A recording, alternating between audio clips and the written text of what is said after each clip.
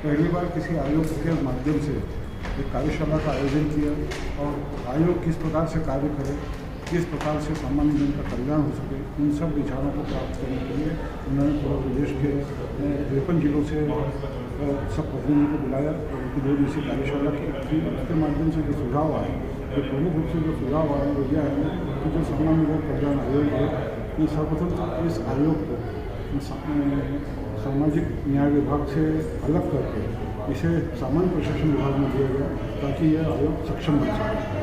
उसके साथ ही आयोग को एक निश्चित बजट वो कम से कम 200 से 300 करोड़ रुपये मिनिमम प्रथम शुरुआत में हो, ताकि आयोग अपने जो विभिन्न योजना हैं उनको क्रियान्वित कर सके और अधिक से अधिक सामान्य वर्ग के लोगों को आयोग के माध्यम से लाभ पहुँचे। और क्या क्या मुख्य कार्यक्रम इसमें कराया? और दूसरा और अन्य जो सुझाव आए इसमें प्रमुख है कि जिला स्तर पे सभी जिलों में जो हॉस्टल हैं वो हॉस्टल बनेंगे और उनमें सामान्य वर्ग के 50% छात्रों को निःशुल्क सुविधा प्रदान की जाएगी उनकी शिक्षा के लिए। तो उनके उच्च शिक्षा जैसे IAS IPS की ट्रेनिंग के लिए भी यदि वो जाते हैं तो उसके लिए भी उन्हें आर्थिक सहायता के साथ निःशुल्क हॉस्टल की सुविधा की प्रशिक्षण की व्यवस्था की जाएगी। और एक और सुझाव ये था कि जो जितने सामान्य वर्ग के जो लोग हैं उनके जो आय का जो आधार है वो अभी 1 लाख रुपये तक ही है, उसे बढ़ाकर कम से कम 8 से 10 लाख रुपये किया जाए, ये प्रस्ताव भी इसमें दिया है। और इन और जो अन्य सुझाव जो आए उन सबको कंपाइल करके इन सबको समायोजित करके एक पूरा एक सुझाव पत्र बनाकर प्रदेश सरकार को दिया जाएगा, फिर इस आयोग के कार्य को क्रियान्वित किया जाएगा। लगातार कई प्रकार के सुझाव आए और सफल आयोजन हुआ है, किस तरह से आभार व्यक्त करेंगे? निश्चित रूप से मध्य प्रदेश राज्य सामान्य वर्ग कल्याण आयोग के अध्यक्ष माननीय शिव चौबे जी और इस प्रदेश के मुख्यमंत्री श्री चौहान जी बधाई के पात्र हैं और बहुत वजह से उन्हें साधुवाद कि उन्होंने सामान्य जन के वर्ग की चिंता की और उनके कल्याण के लिए कार्य करने की अपनी इच्छा शक्ति का प्रदर्शन किया और उसकी शुरुआत इस कार्यशाला के माध्यम से हुई। निश्चित रूप से इस कार्यशाला से जो मंथन किया गया अमृत निकल के आएगा और सामान्य जन का उससे कल्याण मध्य प्रदेश शासन ने सामान्य वर्ग कल्याण आयोग का गठन किया। इस नाते मेरे पास दायित्व है। ये 2 दिवसीय जो कार्यशाला है ये हमारे कार्य का स्वरूप तय करने के लिए हमने पूरे प्रदेश से प्रतिनिधियों को यहाँ आमंत्रित किया। इस कार्यशाला में 6 सत्र हैं। आपसे जब बात कर रहा हूँ इसके बाद समापन पत्र होने वाला है। माननीय मुख्यमंत्री जी ने इसका उद्घाटन किया है और इसके साथ ही अनेक ऐसे प्रशासनिक अधिकारी जिन्होंने नौकरी करने के बाद आज वो रिटायरमेंट की स्थिति में हैं, उन्होंने यहाँ आकर जो है अपना मार्गदर्शन दिया। यहाँ 2 दिन के विचारों के बाद जो मंथन होगा उसकी पूरी रिपोर्ट हम शासन को सौंपेंगे और शासन उसके संबंध में जो है सामान्य वर्ग के कल्याण के लिए जो भी आदेश पारित हो सकते हैं, मुझे ऐसा लगता है कि वो शीघ्र पारित हो। और बताइए और कौन से मुख्य बिंदु रहे हैं और क्या फीडबैक रहा है? वास्तव में जो लोगों के द्वारा जो विचार यहाँ आए हैं कि सरकार की जितनी भी योजनाएं शिवराज जी के समय प्रतिपादित हुई हैं वो वर्ग के आधार पर नहीं, जाति के आधार पर नहीं, धर्म के आधार पर नहीं, सामान्य सब वर्ग के कल्याण के लिए है। लेकिन सामान्य वर्ग में आने वाला व्यक्ति थोड़ा संकोची होता है, तो इस नाते जो है उसको बार बार प्रशासन के पास जाना ये सब जो है थोड़ा सा भला सा नहीं लगता। तो ये शासन का दायित्व है कि ऐसे समाज के ऐसे लोगों के पास जाकर, चाहे वो फिर संवाद मुख्यालय का मामला हो चाहे कलेक्टर का मामला हो, जाकर वहाँ स्थानीय लोगों से जो है व्यक्तिगत मिलना और उनकी समस्याओं का वहीं निदान कराना, ये भी आयोग का एक कर्तव्य है। जिस नाते मैंने विचार किया है कि प्रारंभिक तौर पर मध्य प्रदेश के सभी संभाग कार्यालय मुख्यालयों पर जाऊंगा, वहाँ पर समाज के लोगों के, सामान्य वर्ग के लोगों का एकत्रीकरण होगा, उनकी समस्याओं को जानेंगे और वहीं प्रशासन के साथ बैठकर उनका निदान करने का प्रयास करेंगे। एक बार परिचय आपका? मैं शिव चौबे, मेरे पास सामान्य वर्ग कल्याण आयोग के अध्यक्ष के नाते दायित्व है। Thank you. आपका परिचय महोदय? हाँ, राजेश पाठक। मैं सर्व ब्राह्मण समाज बालाघाट जिले का विगत 6 वर्षों से अध्यक्ष हूँ। नेहरू स्पोर्टिंग क्लब का भी अध्यक्ष हूँ। प्रदेश कबड्डी संघ का भी उपाध्यक्ष हूँ, मध्य प्रदेश कबड्डी संघ का, और जिला कबड्डी संघ का मैं 25 वर्षों से लगातार अध्यक्ष हूँ। हमारे यहाँ बालाघाट जो सुदूर अंचल भोपाल से पड़ता है, जिसकी सीमाएं छत्तीसगढ़ और महाराष्ट्र से लगी हुई हैं, वहाँ से चलकर सामान्य वर्ग कल्याण आयोग के अध्यक्ष माननीय चौबे जी के आह्वान पर हम सब लोग, हमारे साथी राजेश वर्मा जी जो हमारे जिला कायस्थ समाज के अध्यक्ष हैं बहुत लंबे अरसे से, साथ ही BMS भारतीय मजदूर संघ के भी जिले के अध्यक्ष हैं बहुत लंबे अरसे से, अजय मिश्रा जी मेरे साथ बालाघाट से चल के आए जो हमारे जिला सर्व ब्राह्मण समाज के महासचिव हैं। हम लोग सब चौबे जी के और माननीय मुख्यमंत्री जी के आह्वान पर यहाँ सब लोग उपस्थित हुए। कल सुबह 10:30 बजे से सत्र प्रारंभ हुए।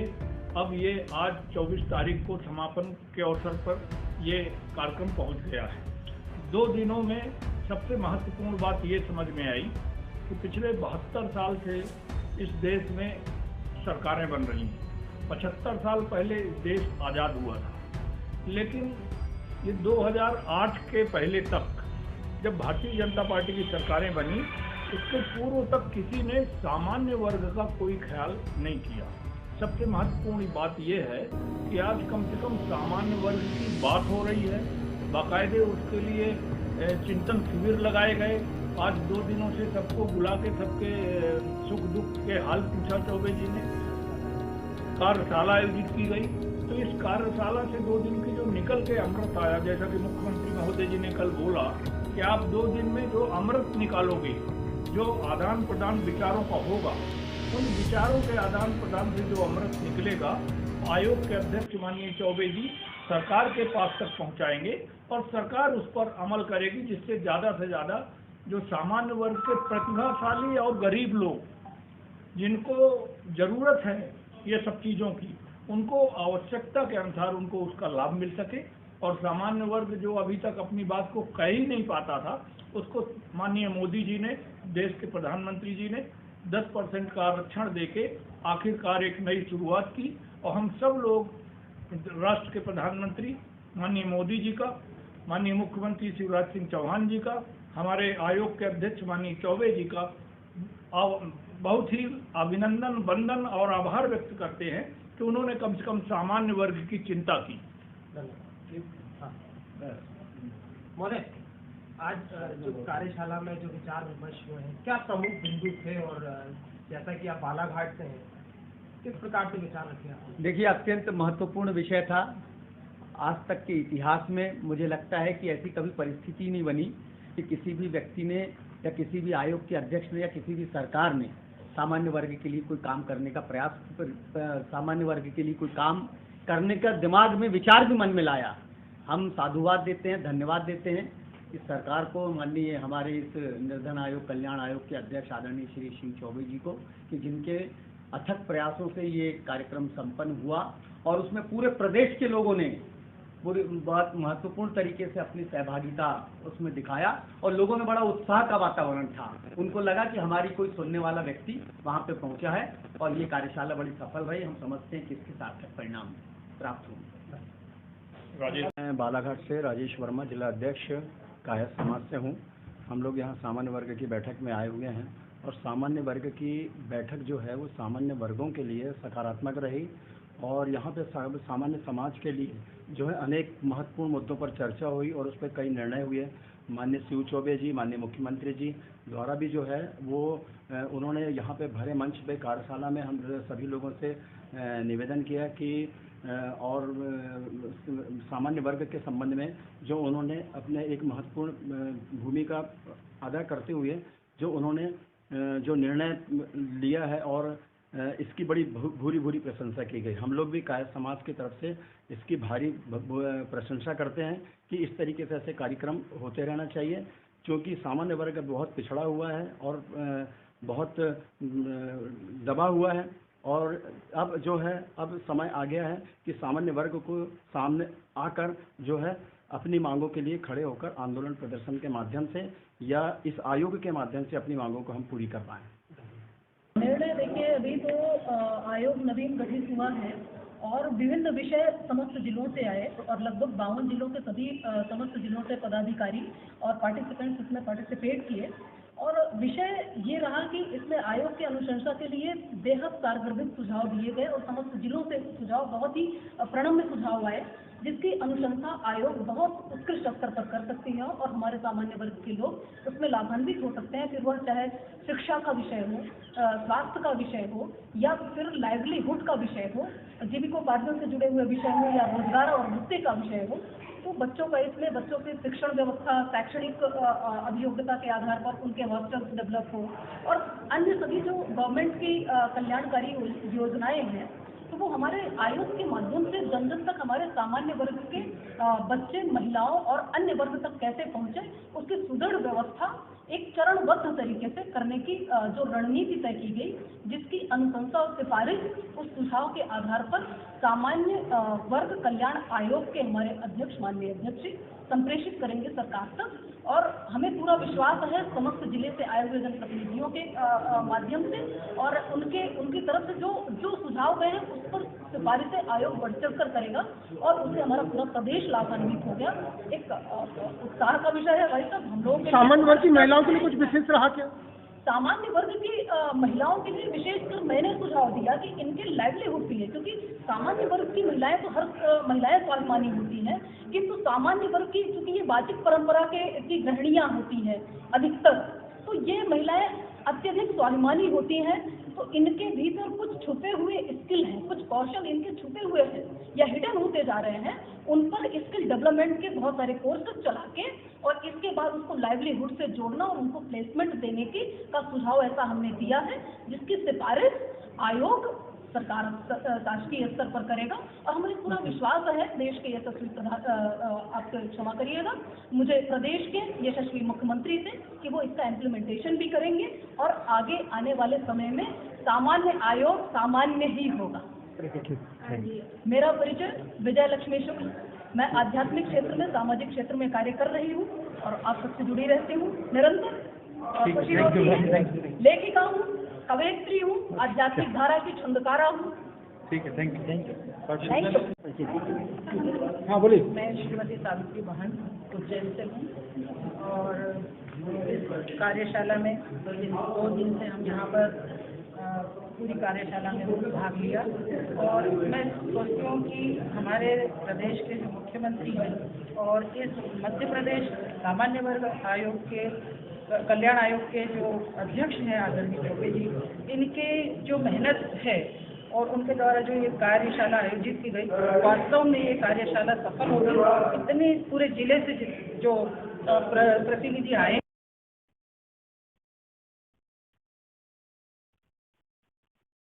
भी दिया गया है और उस पर जो कार्रवाई की जाएगी, वास्तव में उससे सामान्य वर्ग का उत्थान होगा और ये योजना बहुत ही अच्छी है। बहुत धन्यवाद। और मैं फूड कॉर्पोरेशन ऑफ इंडिया का डायरेक्टर रह चुका हूँ, BSNL में भी सदस्य रह चुका हूँ और वर्तमान में जो मेट्रो है समाचार पत्र उसका प्रतिनिधि। हाँ महोदय, आज यहाँ बैठक रखी गई, क्या उद्देश्य था, मुख्य उद्देश्य क्या था बैठक का? इस बैठक का मुख्य उद्देश्य था कि जो सामान्य वर्ग में और EWS के लोग हैं, निर्धन वर्ग के लोग हैं, उन्हें शासन की जो जन कल्याणकारी योजनाएं हैं, वो जन कल्याणकारी योजनाएं उनको मिल रही हैं या नहीं मिल रही हैं, और यदि मिल रही हैं तो किस रूप में उन्हें प्राप्त हो सकें। क्योंकि माननीय हमारे मुख्यमंत्री जी ने ये जो एजुकेशन सिस्टम है, इसमें साइकिल का जो वितरण किया गया था, हर 2 किलोमीटर में जो भी छात्र छात्राएं स्कूल पढ़ने के लिए आते हैं, वो किसी भी जाति वर्ग के हो, तो इसमें कोई भेदभाव नहीं था और वो साइकिल वितरण का कार्य हर छात्र छात्रा को उपलब्ध हुआ। और दूसरा, ये जो कक्षा 1 से और 12वीं तक के जो भी छात्र छात्राएं हैं, उनके लिए निःशुल्क पुस्तक का वितरण किया गया।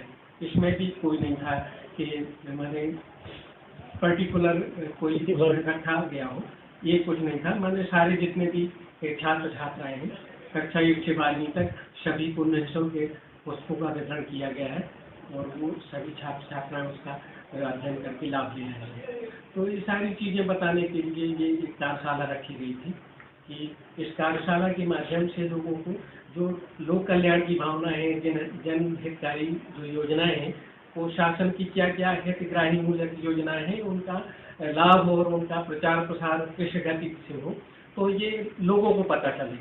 क्योंकि कई बार क्या होता है कि शासन की योजना प्रशासन के पास जाती है, कलेक्टरों के पास जाती है।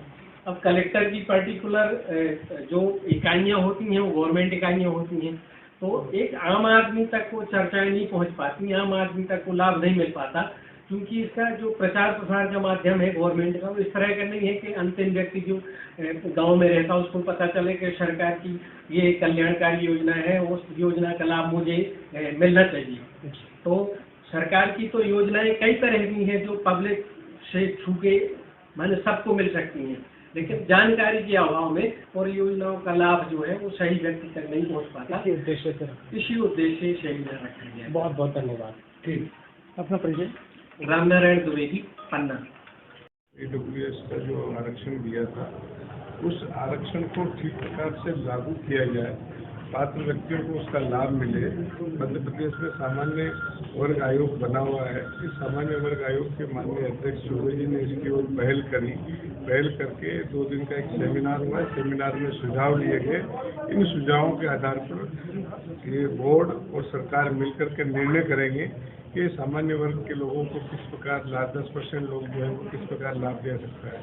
केवल नौकरी की बात नहीं, नौकरी के अलावा उनको, उनके परिवार को विभिन्न योजनाओं का क्या लाभ मिल सकता है, स्वरोजगार की क्या स्थिति हो सकती है, रोजगार की क्या स्थिति हो सकती है, इन सारे बिंदुओं पर गंभीरता से विचार हुआ है। विचार होने के पश्चात माननीय मुख्यमंत्री जी ने कल आश्वस्त किया था कि जो आप लोग तय करेंगे, तय करके और जो हमको सुपुर्द करेंगे उसमें हम पूरा प्रयास करेंगे कि वो इस पर लागू किया जाए।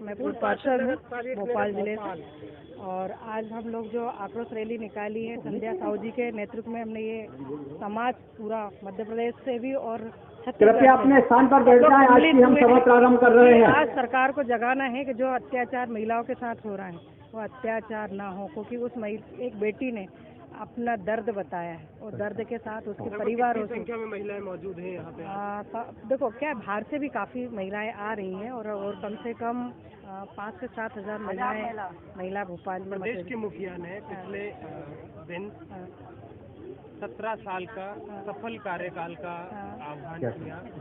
17 साल का अच्छा लंबी पारी खेली है माननीय मुख्यमंत्री जी।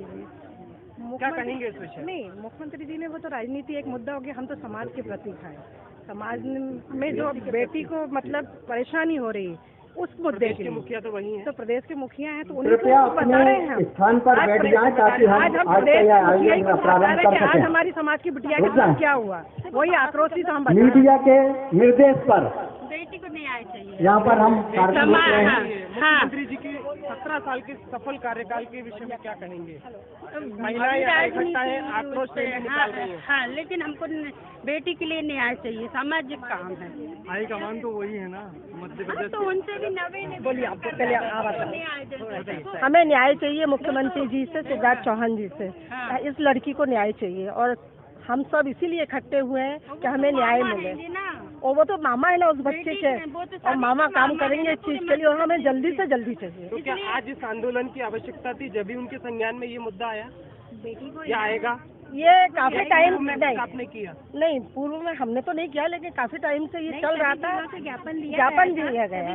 हमें मामा से नहीं आया। संज्ञान में नहीं आया इसके बाद भी जैसे 307 धारा हटा ली गई और जो भी धारा है और भी जो लगी है जो हटानी जरूरी है, क्योंकि उसका भविष्य अंधकार में और वो बंदा ये अभी हम सभी जिलों से 12 मार्च लगभग हटा ली गई है। और अभी करने के बाद हाँ, प्रेस कॉन्फ्रेंस के बाद जो यहाँ पे ताराचंद जी साहू के नेतृत्व में हुई थी, उसमें हटा ली गई थी 307 धाराएं। पर अभी और भी जो धाराएं हैं वो सारी हटा ली जाए और उसे नॉर्मल जिंदगी मिल जाए। कहेंगे बार बार पुलिस को भी समझाया था। ये सब धाराएं जब 307 धारा हटा दी गई है तो बाकी धाराएं क्यों नहीं हटाई जा रही हैं? एक लड़की का मामला है और आप लोग समझ सकते हो समाज में, तो हम लोग ये बार बार जन आक्रोश रैली हम लोगों को इसीलिए निकालनी पड़ी कि ऊपर तक ये बात हमारी जाए कि जो भी हो रहा है अत्याचार उसके साथ वो गलत है, उसे वापस लिया जाए। ये नरोत्तम मिश्रा जी के हम ज्ञापन देने गए थे, तो उन्होंने हमारी मतलब ये अपील मंजूर की है, तो इसकी ये 307 धारा हटा दी गई है। लेकिन तब भी हम चाहते हैं कि मतलब उसको न्याय मिलना चाहिए। शिवराज चौहान वैसे तो वह सब बच्चियों से बोलते हैं मैं मामा हूँ, तो अब वो मामा कहाँ गए? महिला महासचिव मध्य प्रदेश शैलिक साहू सभा महिला प्रकोष्ठ से मैं बेटी के लिए ये जानना चाहती हूँ शासन प्रशासन से कि जब हम ये कहते हैं कि बेटी बचाओ बेटी पढ़ाओ, तो फिर ऐसी कंडीशन में बेटी को कैसे बचाओ बेटी को कैसे पढ़ाओ? इतना अन्याय, इतना जुल्म हो रहा है। 42 दिन बेटी जेल के अंदर रही, क्या ये सही है? बेटी ने अपने फ्यूचर का एग्जाम, जो 12th का एग्जाम होता है, वो तक जेल के अंदर से दिया, जहां उसका कैरियर बनता था। उसका सारा जीवन भविष्य अंधकारमय है। फिर कैसे बेटी बचाएं, कैसे बेटी बढ़ाएं?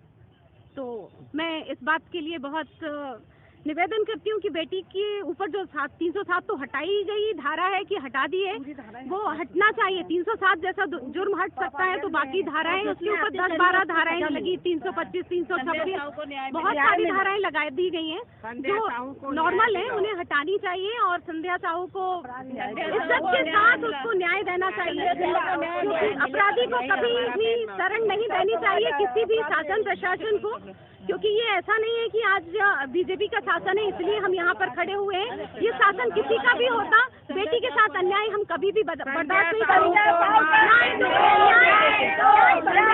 संध्या साहू को न्याय दो, संध्या साहू को न्याय दो। और हमारा उद्देश्य यही है कि आगे भी कोई भी समाज हो, हमारा समाज कोई भी, जैसे ना कि कोई भी समाज हो, बेटी के ऊपर कोई अत्याचार न हो, यही हमारा उद्देश्य है। और संध्या साहू को न्याय मिले, बस मेरी यही अपील है। कोर्ट के लिए क्या कहना चाहेंगे? कोर्ट में भी फैसला चल रहा है। कोर्ट में फैसला चल रहा है, तो बस मेरा उद्देश्य है कि जल्दी से जल्दी केस रफा दफा जो भी उसको न्याय मिलना चाहिए। धाराएं फ्री करिए तो केस भी रफा दफा।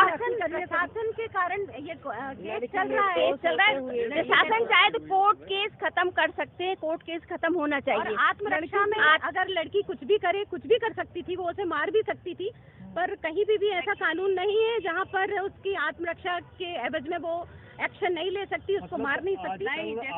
जैसे तो बोलते हैं कि बेटी को महिलाएं चाहिए। नहीं, महिलाओं को नहीं बात समझाते हैं ना, धाराएं नहीं लगना चाहिए, बेटी को आत्मसुरक्षा अपनी करना चाहिए। कैसे आत्मसुरक्षा करेगी जब उसकी सुरक्षा नहीं हो पा रही, तो वो कैसे करेगी?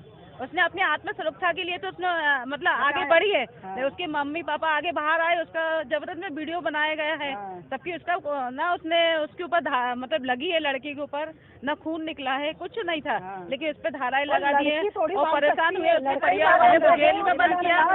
लड़की ने मतलब 12वीं क्लास के पेपर उसने जेल में दिए हैं, तो ये ऐसा नहीं होना चाहिए। मामा कहते हैं ये मेरी भांजियां हैं, मेरा सब कुछ है, और आप लोग कहते हैं कि नहीं बेटी बचाओ, बेटी की सुरक्षा करो। कैसे बचाएंगे बेटी की? कैसे आगे कोई कैसे बढ़ाएगा बेटियों को? बेटी स्वयं अपनी रक्षा नहीं कर पा रही है। बेटी के ऊपर जब जुर्म हुआ तो बेटी अपनी रक्षा करे।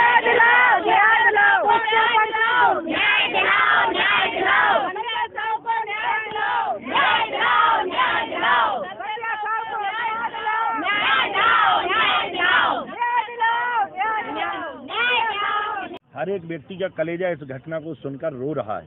साहू समाज आज सड़कों पर उतरने के लिए इसलिए मजबूर हुआ है, हम शांति प्रिय लोग हैं, हम व्यवसायिक लोग हैं। लेकिन यदि हमारी बिटिया के साथ अन्याय होगा तो हम ईंट से ईंट बजा देंगे, हम कहीं से कहीं तक पीछे नहीं रहेंगे। आज हम सड़कों पर उतरे हैं, कल हमें यदि विधानसभा और दिल्ली तक जाने की यदि नौबत आएगी तो हम वहां जाने के लिए तैयार रहेंगे। मैं ये मुख्यमंत्री महोदय से भी निवेदन करना चाहता हूं कि साहू समाज का पूरे प्रदेश का युवा हमारी छोटी बहन के साथ है, सारी मातृशक्ति के साथ है, और आज हमारी बिटिया के साथ अन्याय हुआ है, कल किसी और बिटिया के साथ हो सकता है, किसी भी समाज की बिटिया के साथ हो सकता है। मैं निवेदन करना चाहता हूं माननीय मुख्यमंत्री महोदय से कि बिटिया के ऊपर और बिटिया के परिवार के ऊपर जो भी मामला दर्ज हुआ है वो वापस लिया जाए, यही हमारी प्रमुख मांग है। और जो अपराधी है वो किसी भी जाति का हो, वो जाति विशेष से हमारा कोई दुश्मनी नहीं है, लेकिन वो किसी भी जाति का हो, उसने हमारी बेटी के साथ छेड़छाड़ की है, उसके ऊपर आरोप तय किया जाए, उसे जेल भेजा जाए, उसके लिए कठोर दंड दिया जाए, ये हमारी मांग है। यह सभा जन आक्रोश सभा प्रारंभ कर रहे हैं। मैं मध्य प्रदेश तैलिक साहू सभा के अध्यक्ष आदरणीय श्री चौहान जी साहू, हमारे श्री राम नारायण जी साहू और महासचिव डॉक्टर हेमराज जी साहू और आज की इस जन आक्रोश रैली के भोपाल प्रभारी आदरणीय श्री ओम प्रकाश जी साहू जो कि वरिष्ठ उपाध्यक्ष हैं, मैं इनसे निवेदन करूंगा, साथ ही निवेदन करूंगा भोपाल जिले के अध्यक्ष श्री रविंद्र जी साहू से कि मां कर्मा देवी की पूजन अर्चन संध्या साहू के साथ करें। साथ ही मैं आमंत्रित कर रहा हूं मध्य प्रदेश तैलिक साहू सभा की प्रदेश महिला सचिव आभा जी साहू जबलपुर से कृपया मां कर्मा देवी की पूजन अर्चन के साथ उन्हें साथ में ले जाए संजय साहू को, और मां कर्मा देवी की पूजन अर्चन के साथ आज की यह सभा का शुभारंभ करें। को लेकर के यहाँ पर धरना प्रदर्शन दे रहे हैं समस्त जिला अध्यक्षगण एवं महिला नरेंद्र कुमार साहू राष्ट्रीय तेली साहू महासंगठन से आज राष्ट्रीय तेलिक महासभा के द्वारा संजय साहू के ऊपर जो गुना में एक केस दर्ज हुआ है, उसके उपलक्ष्य में आज यहाँ पे तेलिक महासभा ने एक जन आक्रोश रैली करी है और इस रैली का मुख्य उद्देश्य संजय साहू को न्याय दिलाना। जिस तरह से अजय धाकड़ ने जो उसके साथ छेड़छाड़ी का मामला किया है और इसमें सम्मिलित हमारे प्रदेश के मुखिया शिवराज सिंह चौहान जी की धर्मपत्नी श्री साधना साहू जी इसमें है, जिन्होंने एक राजनीतिक प्रेशर देकर संजय साहू के खिलाफ एक झूठा अपराध दर्ज करवाया है और उनके साथ दुर्वेश चौहान जी भी हैं जो बाल आयोग के अध्यक्ष है। उन्होंने झूठा प्रकरण एक जो अपनी बीजेपी सरकार है उसके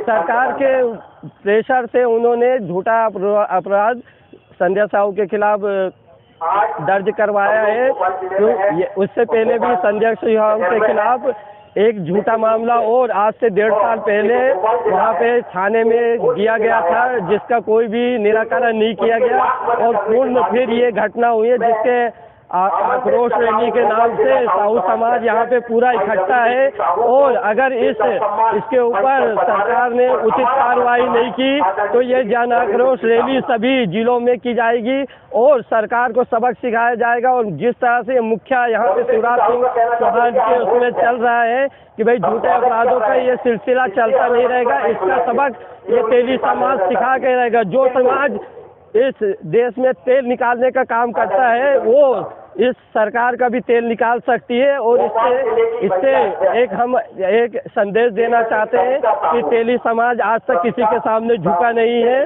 हम हर जुर्म का और हर इस तरह का हिसाब देने के लिए हमेशा संगठन के साथ यहाँ पे तत्पर है। आप सभी का बहुत बहुत धन्यवाद।